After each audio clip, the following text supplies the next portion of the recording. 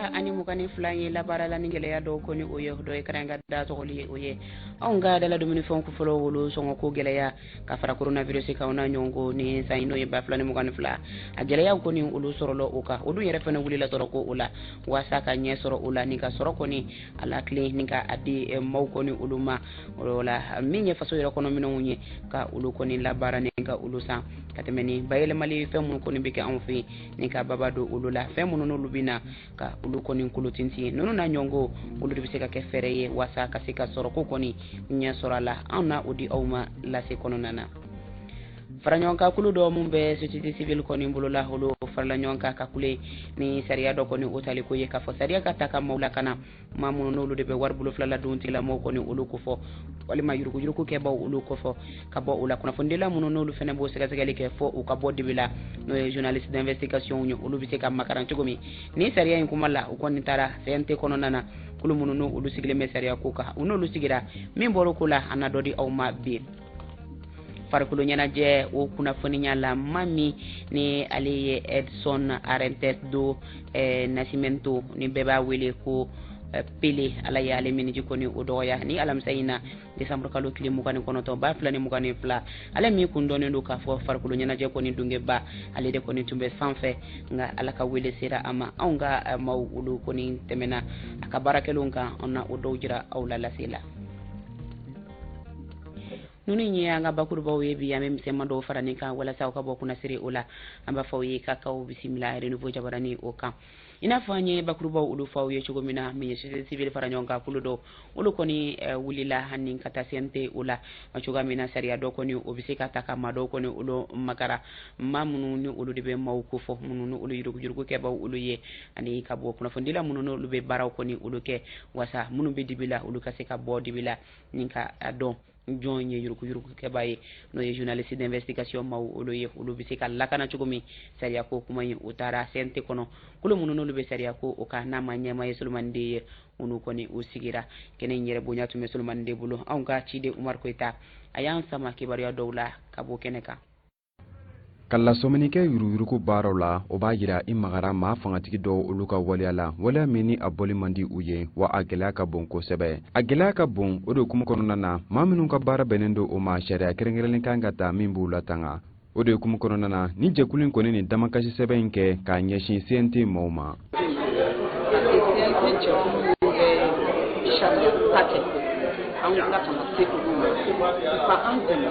ambegaji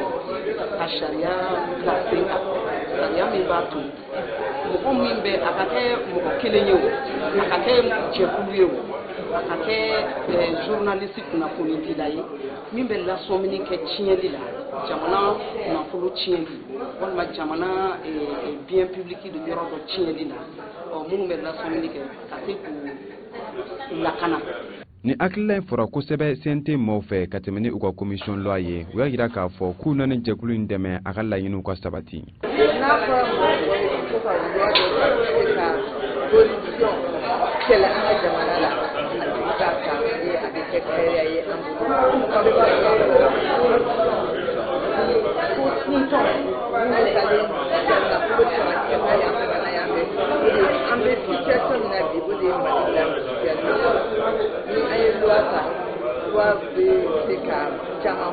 ambe akla jigike ka foni bara walen ko ni beddo ni jekulin ka bara do kono nani o betalike ka do fara société civile mo ul ko donia ka mi betalike u fanga bi se ka bunya jamu fanga ale baro la chugumina furba fen ulu jate mineni fo ta se yuruku ale kelelema ni uni jakuniya bolo be nyombolo akola ani ka se ama proxima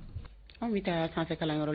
yoro mi ni Université des Sciences Sociales et Gestion de Bamako ni kuiba kuro abi USSGB o ko fo ulu ya soro o ka sanfe kala yoro la ka yoro kura do ko ni soro ni ko di kala ndum ulu ma se ka to ka gafu kala yoro mi me wele français kana ko bibliothèque ni ngoni soro la demise mununu bi kala na yenino o ka dongo do kala na o se ka no mo bo chugo mi ni ka do fara o ka doniya uluka on nyi may muna widrago alechi ni ko keneka ayan sama mina ofleni wala saka kalan yoro nyuma ko sabati sanfe kalandiu ani karamogo ye lafiya konona la Université des Sciences Sociales et de Gestion de Bamako ale kalan yoro koro daele ni kalan sofla beno mime mugo keme fla ani biduruta ka fara o kan kafe bla yoro kura do fana daele na an b'a dɔn an ka université ale de ye université bɛɛ la belebeleba ye n'i y'a ta ekɔlidenw hakɛ ma ekɔlidenw ka ca kosɛbɛ donc n'i ye kilasi kuraw jɔ ka kilasi belebeleba kuraw jɔ a bɛ komi i n'a fɔ i bɛ k'u ka kalan kɛcogoya i bɛ ka o la ɲa ka taa fɛ donc fɛn kun y'o de wa kalan fana tɛ bugun mɔgɔ yɛrɛ kunkolo la a kɛra ekɔlidenw a kɛra mɛtiri ye o ni gafe bilayɔrɔ tɛ yen nɔ n'a bɛ fɔ o ma bibliothèque n'an b'o kɔnɔna na sisan nɔ o de b'a to mɔgɔ bɛ se k'i yɛrɛ kalan ka dɔ fara i ka kalan kan n'o tɛ kilasi kɔnɔna kalan dɔrɔn tɛ se ka mɔgɔ si bɔ kalanko la laɲini a tɛ se ka fɔ k'a dafara parce que n'i y'o fɔ o ni o tɛ ka taa tiɲɛ fanfɛla fɛ barisa mɔgɔw cayara ɲɔgɔn kan kosɛbɛ donc a nana place ko gɛlɛya kɛ kosɛbɛ an yɛrɛ fɛ an ka université ka mɔgɔ ka ca kojugu nka dɔɔni de bɛ fɛn bɛɛ ban quoi tant que i b'a kɛ dɔɔni fɛn bɛɛ ban f'a ka daminɛ yɔrɔ dɔ de la ɲinan fana dɔw jɔli dɔw bolodalen don an kan ka se ka salle belebeleba an fɛ yen n'a bɛ f'o ma belebeleba 2 kɛ EPSEC la ka 1 kɛ FAG la ani kilasi 8 jate. Sanfɛ kalanso minisiri nɔnabila min kun bɛ kɛnɛ in kan a ka kɔrɔfɔw kɔnɔna la a y'a yira k'a fɔ ko nin yɔrɔkura ninnu bɛna kɛ sababu ye kalandenw ka se ka kalan kɛ k'a sɔrɔ a ma kɛ degun ye wa nin kɛnɛ in yɛrɛ kun cɛra ni yɔrɔkuraw lajɛliw ye i n'a fɔ kalansoba 2 ninnu ani kilasi denni caman ka fara gafe marayɔrɔ kura in kan ni livruba 5 yɛrɛ b'a kɔnɔna la. An bɛ taa nin waati na hiji kibaruyaw la 2023 hijiw kunnafoni duman kɔni o sɔrɔla an ka jamana ka sabu a fɔra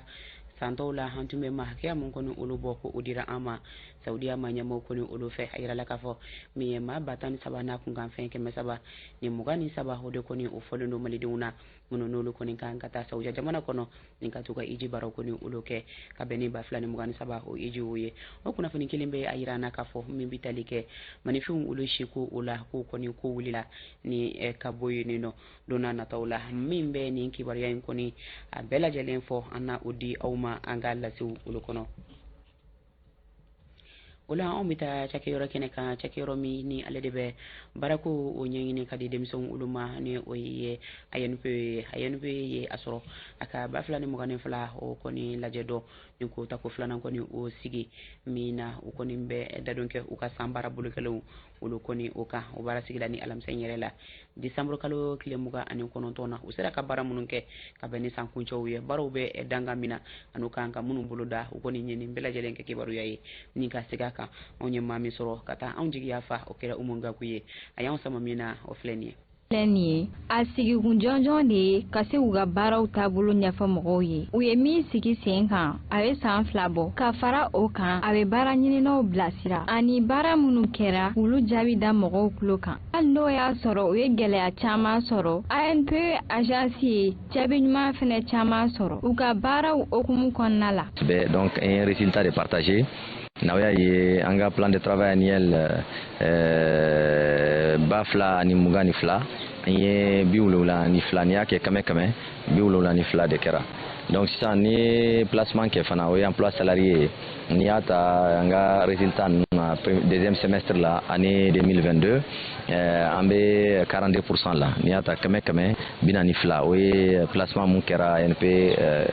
échelle konona ni ata fana auto emploi la insertion mun kera anga programme bela atara fo biworo ani sigi ka fara o kan u ye fɛrɛ min sigi sen kan ni o ye PTA 2021 ye k'a daminɛ o wagati la kana se décembre kalo 29 san 2022 la u ye jaabi ɲuman caman sɔrɔ o kɔnɔna la kɛmɛ sara la 72 a n'a kunkan fɛn o hukumu kɔnɔna la u ye baara 74 de kɛ baara 102 o de kun bolodalen n'o bolo. Ka to n'o ANP kelen a yirala k'a fɔ u ka cakɛla minnu n'o y'u ka walantigiw ye u ka chauffeurw ko don u bɛ se ka dongo dɔw boli o kɛ tɛrɛlɛlɛ lafiya la cogoya min na u kɔni y'a sɔrɔ ni ka lakɔkɔli sɔrɔ u yɛrɛ jabayala la k'o di u ka chauffeurw kɔni olu ma walasa u bɛ se ka lakana siraw sanfɛlaw la cogo min ni ka siraba kibaruyaw yɛrɛ kɔni olu labato anw ka Cide Gabriel a fana taara ANP olu jabayala la min sɔrɔla ye o filɛ nin ye. chauffeur min tɛ siraba sariya dɔn o bɛ se ka kɛ kɔlɔlɔ ye ka ɲɛsin a ka patɔrɔn ma ale ni sigida bɛɛ lajɛlen ma ka kɛ ni o hakilina ye ANP ale ye nin kalan in bila sen kan ka ɲɛsin a ka cakɛda chauffeur bɛɛ lajɛlen ma walasa ka dɔ fara u ka dɔnniyaw kan. Hakilina min y'an bila nin baara in na c'est que an bɛ fɛ k'an ka chauffeur kɛ baarakɛla professionnel ye u ka baara kɛ ka ɲa. An yɛrɛ kan k'u dɛmɛ cogo min na o ye formation ye donc an bɛ formation financer pour k'u ka baara kɛ ka ɲɛ kalan bɛ kɛ chauffeur u bɛ se ka sécurisme fana kɛ u b'u dege sécurisme ka dɛmɛ don mɔgɔw la voilà ka dɛmɛ don mɔgɔw ma ni u ye kasara wɛrɛ ye et puis comme maintenant a b'a dɔn mobili kuraw cayara technique cayara mobili la donc chauffeur ma a daminɛ na u t'o dɔn sisan an b'u dege o fana na nu formateur minnu taara u b'u dege électronique min mobile la sa u ko dɔ faamu o fana na o fana b'u ka baara nɔgɔya u ma. ANP ka nin hakilina in a kɔni fɔra kosɛbɛ UNTL mɔgɔw fɛ ka tugu nin waleya in a bɛna chauffeur ka hakɛ d'u ma u ka baarakɛyɔrɔ kɔnɔna la. Donc formation a nafa caman bɛ se chauffeur ma donc dans ce cas an bɛ ANP directeur fo k'a ka baarakɛɲɔgɔnw a collaborateur bɛɛ lajɛlen fo ni initiative ɲɔgɔnw ka to ka caya à l'endroit des chauffeurs et à l'endroit des baarakɛla bɛɛ fɛn na bɛ ANP kɔnɔ ka se k'u bɛɛ dɛmɛ u ka se ka former pour que avancer bɛ sɔrɔ baaraw la quoi. Chauffeur mugan kelen ka bɔ Bamako ale ni ANP ka cakɛda minnu bɛ région kɔnɔnaw la olu de bɛna nin formation in sɔrɔ wa n'a yɛrɛ formation bɛ taa fo tile 4. Kabo ANP la meta APJ la o fɛnɛ y'a sɔrɔ ni décembre kalo in tile 28 n'a tile 29 ka kalan fɛnɛ o kɛ a ka baarakɛlaw fɛnɛ olu kunna nin bɛɛ lajɛlen kɛ kun de ye kabere u bi kunbɛnni kɛ cogoya min na u kan ka baara a ɲɛdɔn kɛ cogo min fɔ ka bila a tɔnɔ don yɔrɔ la ni ka u dege o kɔni na u bɛ se ka don o don baaraw la ka lafiya sɔrɔ ni ka o tɔnɔ bɔ cogo min baara in sigi kun kɔni o tun y'o ye ka a ciden Bakari MCDB a taara APJ la ale fana y'anw sama kibaruya minnu na an ka jɛkulu filɛ. Kabini san 2021 bantuma nin cakɛda in n'o ye agence pour la promotion de l'emploi des jeunes ye olu ye baarabolo caman sigi sen kan ni k'a ɲɛsin u ka chef de département ma a n'a bolofaranw min yɛrɛ laɲini ye walasa k'u ka dɔnniyaw yakubaya nin kalanbolo minnu kuncɛlen filɛ nin ye ni cakɛda in baarala bɛɛ lajɛlen sen donna la a bɛ kɛ sababu ye ka caman fara u ka baarakɛtaw ka don n'a nataw la. Formation in taara ka APJ ka barakɛla dɔw de sɛgɛrɛ minnu ye experts ye ani CO ye conseil d'orientation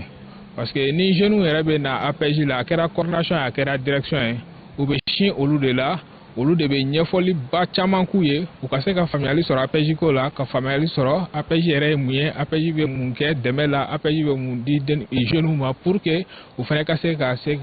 baara sɔrɔ bolominɛyɔrɔ sɔrɔ ani ka taga yɔrɔ sɔrɔ u bɛ se ka dɔ sɔrɔ yɔrɔ min na ka kɛ ca la o de la an b'a ɲini bɛɛ fɛ a kɛra APJ a kɛra ministère ka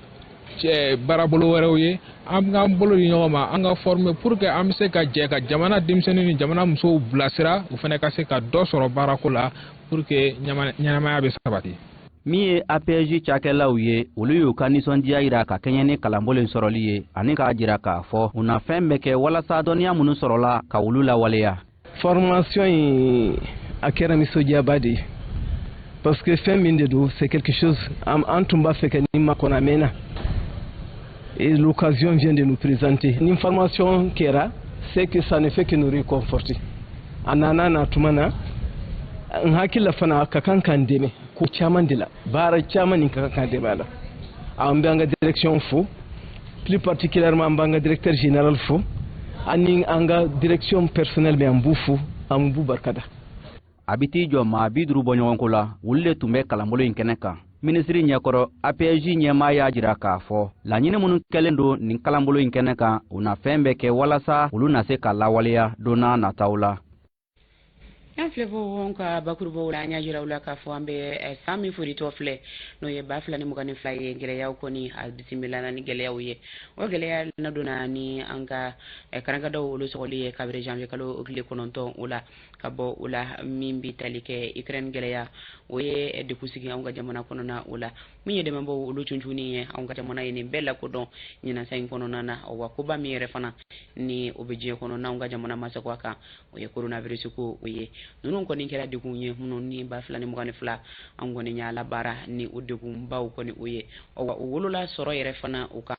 sabu soro koni ale marketi ina fo akunga nga ye chugumi soro de kun chama koni o soro lala o mauka kola fura min koni be ula odi anga ka anjira tawfe faso fe ninka ulu koni kanu odi biseka ke sababu ya ninka mbo odi nga konana wala bayele ma koni chama o nyine nendo wala sa lafiya o biseka na chugamina e ma fifa me ay nyine ndo ken ko ka anga je ka ululaje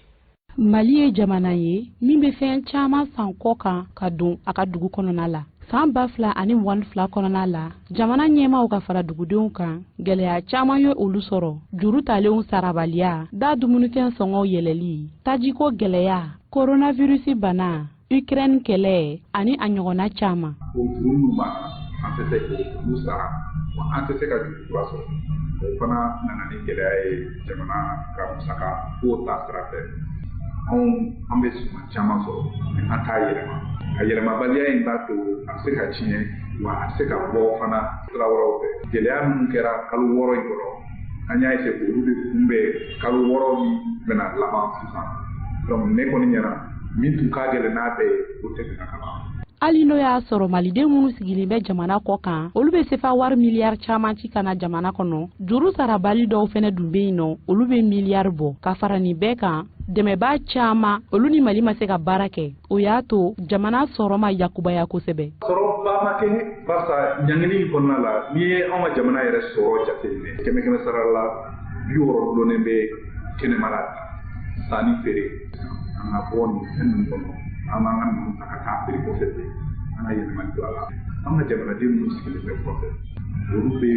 miliyari 2 de bila ka na Mali kɔnɔ o de y'a to fana gɛlɛya in ma se ka bɔ a n'a fɛ kosɛbɛ maliyɛnw k'a lajɛ u tɛ se ka di ɲɔgɔn ma sɔrɔ dulonnen bɛ lakana de la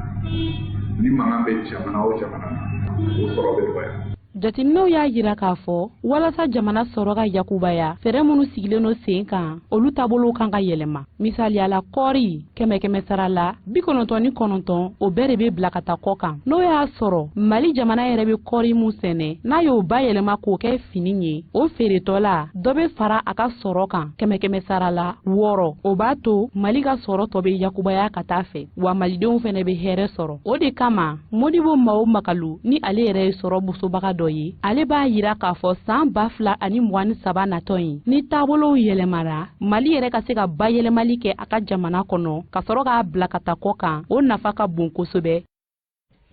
o sɔrɔ ko kelen gɛlɛya la an bɛ to sugu kɔnɔna o la an ka jafiya kɔnɔna na ni ye nin waati ta san tɛmɛnenw na i b'a sɔrɔ maaw kɔni bɛ ka yɛlɛ ɲɔgɔn sen kan ko sababu kɛ san laban waati o kɔni muguri ni o ɲagari o ye nka lakɔlɔsi ye min ye o de ye k'a fɔ an ka feere yɔrɔ olu la min tun bɛ ye san dɔw la o kɔni o yen tɛ maaw yɛrɛ kɔni ka tɛmɛni ka taa o ka suma o dun ye fɛn ye fɛn min ni jagokɛlaw olu ka tɔnɔ kɔni tɛ o la nka ka Sidi Lassine a ye munumunu salo dɔ kɛ ka bɛn ni san laban waati o kɔni sanni ko o ye sugu kɔnɔna na a ye min sɔrɔ an ka jago filɛ.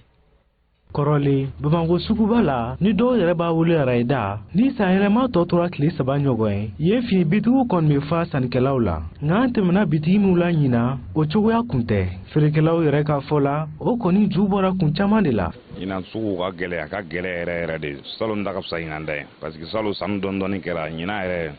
san tɛ sugu yɛrɛ la bi le komi fu tɛ sugu la sisan foyi tɛ sugu la yɛrɛ de walayi. ɲinan sanu ani salon sanu sini sanu non o tɛ kelen parce que bon marché yɛrɛ ɲinan marché kɔni a ka suma tiɲɛ yɛrɛ la feerelaw fan fɛ dɔn. n'u m'a lajɛ de u ka favori kɛ mɔgɔ ɲɛ dɔn ni ɲinan de ye ɲinan ma nɔgɔ a ma nɔgɔ yɛrɛ de ni sannibaliya ye an ma jateminɛ jamana gɛlɛya n'a taabolo de bɛ na ni sannibaliya nin ye parce que wari tɛ mɔgɔw kun fɛn fɛn mana minɛ ka di mɔgɔ ɲɛ ka wari tɛ mɔgɔw kun a ma nɔgɔ an bɛna dayɛlɛ de 7h30 i bɛ sugu la fo 19h ou 20h bɛ sɔrɔ a kuma la sannikɛla tɛ yen. feerekɛla dɔw ka fɔ la ni san laban na min ye san yɛlɛma ye o kɔni tɛ ka dɔn tuguni sanni cogoyaw fɛ o yɛrɛ kun bɔra dekun na an ka jamana bɛ min kɔnɔ nin wagati in na.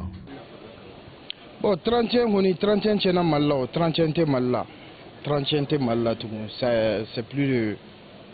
quelques années de cela hein 31 tɛ an kɔni mɛnna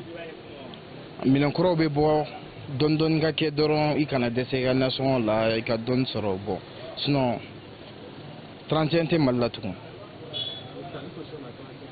sanni na n'i ka minɛn nabɔ kɛ o 31 kama i bɛ perdre ta i bɛ défaite ta. ka fara sanu sumaya kan impôt ni taxiw sarali gɛlɛya bɛ ni finifeerela ninnu kan u bɛ jamana ɲɛmaaw wele ni wagati gɛlɛma in na u k'u kɔfilɛw la autorités ka jateminɛ u kɔni u bɛ baara la bɛɛ ɲɛ b'a la u bɛ baara la mais n'i y'a mɛn jamana Mali yɛrɛ sigilen don commerce de kan u k'u jija u k'a lajɛ commerçants bɛ se ka lafiya cogo min na jamana kɔnɔdenw lafiya u k'a lajɛ u k'o kɛ. nin gɛlɛya in bɛɛ la nin finifeerela ninnu jigi b'a kan ka se ka feere caman kɛ yanni san yɛlɛma yɛrɛ su cɛ. anw bɛ bɔ jafe kɔnɔna na ka na farikolo ɲɛnajɛ ni farikolo kɛnɛya o la kɛrɛnkɛrɛnnenya la sanfɛ celu olu y'u ka lajɛ 19 na o kɔni sigi min ni u b'u ka ɲɛmaya sigi kɔni o ko fɔ o wolola min ye ma ɲɛma dɔ kɔni o la nin ka kɛ an ka sanfɛ celu o ma ɲɛma o ti maa wɛrɛ ye o ye Jean-Claude Sidibe ye ale kɔni sugandilen kɔni ka kɛ ma ɲɛma ye daɲɛ fɔlɔ dɔw sɔrɔ k'o fɔ anw ka ciden Nanisa Aba Tandina a ka kumabara la an ka jɛ ko filɛ. Basket jama ye a ka assemblée kɛ bi u ye ne sugandi ko ne kɛ ɲɛmɔgɔ ye a choix ma gɛlɛya ka tugu ne ye 6 sɔrɔ contre 7 ni minnu tun bɛ ɲɔgɔn na nka n bɛ se ka min fɔ ne yɛrɛ kɛ sɔn ka na nin baara nin na a ɲini fɛ ligi caman de wulila k'a ɲini fɛ mɔgɔ caman wulila k'a ɲini fɛ ko Mali image min tiɲɛnen don ni mana a tɛ se ka rétablir donc ne nakun filɛ nin ye walasa Mali image min tiɲɛna ka o rétablir walasa ka baara kɛ Mali denmisɛnninw ye ka tugu anw minnu bɛ se ka fɛn dɔ kɛ Mali ye anw de bɛ wuli ka na fɛn dɔ kɛ denmisɛnninw ye an nali ye min ye ka basket élargi ka a jama caya ni basket jama sera ka caya sisan i b'a ye an ka denmisɛnnin caman bɛ yen u bɛ taa extérieur la u bɛ taa basket baara kɛ u bɛ nafa sɔrɔ k'u ka famille balo donc an ka nafa dɔ y'o ye an bɛ se k'a fɔ mɔgɔ si ma gagné bi mɔgɔ si ma perdu u kana an ka baara kɛ Maliko de don ni Maliko don u kana an ka baara kɛ. Maliko don an bɛ taa ɲɛ halisa ni kibaruya ye nka an bɛ don min na ni waati na o de ye farikolo ɲɛnajɛ halisa a dungeba dɔ ye min ni ala ka wele kɔni o sera a ma o b'a dɔn k'a fɔ min ye dolanci kɔni o la Roi Pelé ale tɔgɔ o ye diɲɛ kɔni o lamini maa min don ale bangera octobre kalo dɔ o tile 23 la 1940 o waati la ni ma kɔfɔle dama ma ka wele sera ma ni alamisa yɛrɛ la décembre kalo tile 29 na ale de tun ye maa min ni farikolo ɲɛnajɛ la maa kun tɛ ale kɔni kan anw ka ɲɛmayaso n'anw ka cidenw olu kɔni tɛmɛna a ma kɔfɔlen ka baara kɔrɔ dɔw kɔni olu kan wasa maaw hakili bɛ se ka jigin a la a cogo min minnu kun t'a dɔw bɛ se k'a yɛrɛ dɔn cogo min o mankutu olu kɛra Maimuna Wedrago ale fɛ. n'ale yɛrɛ ye dolantan na Joao Ramos do Nascimento ani Dona Celeste Arantes den ye Pelé i n'a fɔ Brésil denmisɛn caman a ye dolantan daminɛ bɔlɔn kɔnɔnaw la min yɛrɛ kɛra sababu ye a ka lakodɔn dolantanna sugantibaw fɛ a jiginyɔrɔ fɔlɔ bɛnna Amerikina ma san'a ka taa yɛrɛ sɔrɔ Santos la san 1955 i n'a fɔ Mohamed Soumare ka fɔ la n'ale yɛrɛ ye dolantanna journaliste ye. Septembre kalo tile 7 san 1956 k'a sɔrɔ a ma san 16 sɔrɔ fɔlɔ a y'a ka match fɔlɔ ta Santos équipe kɔrɔbalenw fɛ san kelen o kɔfɛ a y'a ka match fɔlɔ ta Brésil équipe ba la min yɛrɛ sen fɛ a ye bi kelen don san 1958 a y'a ka coupe du monde fɔlɔ ta Suède min yɛrɛ sen fɛ a jouera u ka boko sabanan na a b'a ka coupe du monde bi fɔlɔ don u ni Pays de Galles ka match sen fɛ juin kalo tile 15 san 1958 demi-finale la Brésil ni France cɛ a ye bi 3 don o kɔfɛ a ye bi 2 don Brésil ni Suède ka match la san 4 o kɔfɛ Chili jamana kan u ni Tchécoslovaquie ka match la a banana n'o yɛrɛ kɛra sababu ye k'a sen bɔ o dolantan tɔ bɛɛ lajɛlen na san 1966 Angleterre coupe du monde la a ka laɲini de tun ye ka san sɔrɔ o la nga u bɔra kabini tour fɔlɔ la san 1970 ani fanga nana n'o kɛra sababu ye ka trophée Jules Rimet to Brésil ka bolo kan kudayi yani o san cɛ novembre kalo tile 19 san 1969 a b'a ka but ba kelennan don penalty sen fɛ championnat la san 1975 a bɔra Santos ka taa Cosmos de New York la a ye dansigi a ka carrière la novembre kalo la san 1977 o yɛrɛ kɛra a ka dolantan laban sen fɛ New York a ye maci dɔw fana ta farafina jamana kɔnɔna la san 1960 kɔnɔna la i n'a fɔ Algérie, RDC, Nigeria. san 1995 Brésil président Fernando Cardoso ale y'a kɛ farikolo ɲɛnajɛ minisiri ye n'a yɛrɛ ye san 3 kɛ o la ka sababuya kɛ kansɛri ye. Pele kɔni fatura alamusa décembre kalo tile 29 Sao Paulo. An bɛ dugawu kɛ Pelo ye ani a kanuba bɛɛ lajɛlen ka dugawu kɛ u ye ko wala ka barabara dali nɔgɔya ye. An bɛ taa ɲɛ ni kibaruyaw ye. Kibaruya min n'an bɛ don a la nin waati in na o kɔni ye kunnafoni duman ye saba yira la k'a fɔ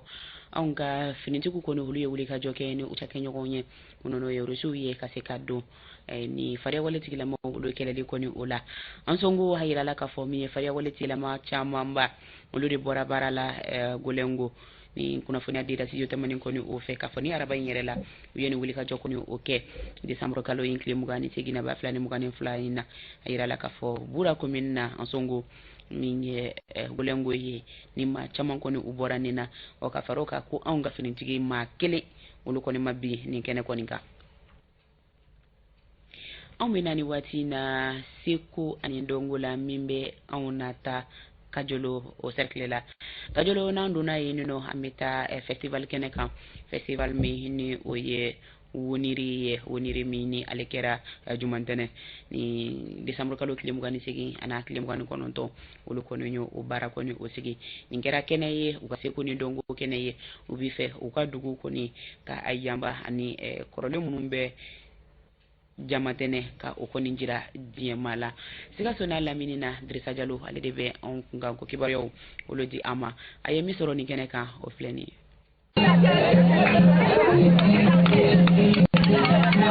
Walasa ka se ka sigida Seko ni Dongo do bala ningo yira diɲɛmɔgɔ la o de ye festival woniri o hakilina ye min baaraw kɛla jomatɛnɛ décembre kalo tile 28 kana bila a tile 29 tɛmɛlen la.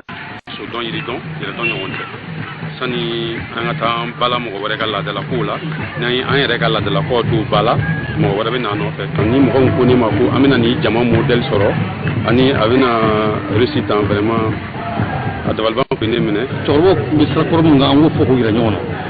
k'an ka danbew bɔ ka da kɛnɛ kan pour que bi denmisɛnw ka se ka ayiwa misali ɲumanw sɔrɔ misali min bɛ se k'a to u bɛ se ka ayiwa u ka siniɲɛsigi labɛn ne hakili la o ye fɛn ye min kan ka mɔgɔ nimisi wasa. Sigida ɲɛmɔgɔw ka fɔ la nin bɛna kɛ sababu ye ka se ka dɔ fara bɛn ni kelenya sinsinni kan sigida la.